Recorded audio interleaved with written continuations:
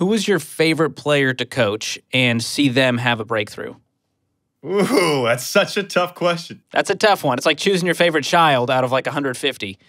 It really is, because when I got married, 7 of the people in my wedding, I had 10 people on my side. 7 of them were NBA players. We would have had the greatest NBA team. That's a tall set of groomsmen there. Oh yeah. I'll send you a picture. We had 3 7-footers. I kid you not. I look tiny. Wow. So I would have to say the biggest story of a breakthrough, and one of my closest friends is Jeremy Lin.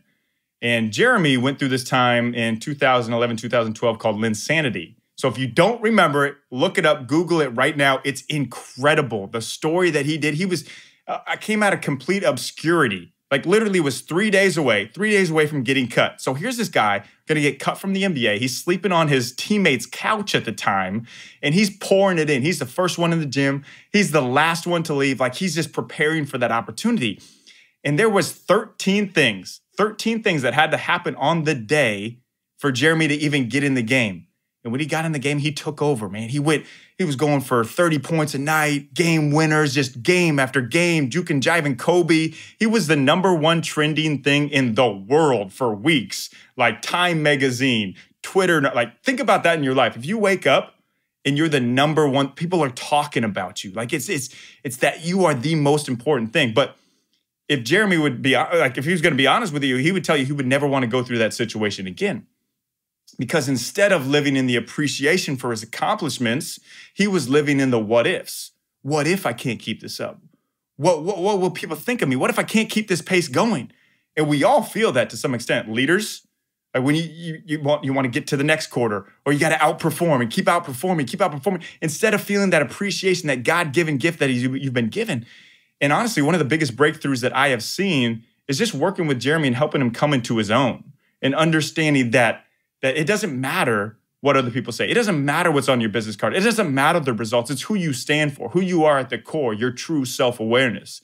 And the understanding that he stands for his faith in Jesus, stands for his Taiwanese people, and he thinks he's a great gourmet chef in the kitchen, which is highly debatable, but he stands for it. So point being, he stands for more than just being a basketball player on the court. And that's how he can have an appreciation for the life he lives. Wow. So it sounds like you were working with him behind the scenes, not just on his, professional ability in the sport, but making sure that his entire identity wasn't wrapped up in his performance on the court. Yeah. That's huge. Totally. And at that level, and at the level of going from not just good to great, but great to outstanding, where these NBA players are, it comes down to mindset. Like, all these guys are super skilled. And I'm working with players right now. Like literally last night, one of my players, he was called up from the NBA G League. He's been playing overseas for 6 years. Like, the dude has been grinding. And he was starting a few games and playing really well. He's like, oh, I'm in. Success. He signs a 2-year deal. Then he doesn't play at all the other night. And now he calls me. He's like, man, I don't know if I belong here. I don't know. Like, it all comes down to players' self-awareness, confidence. Like, there's going to be ups, there's going to be downs.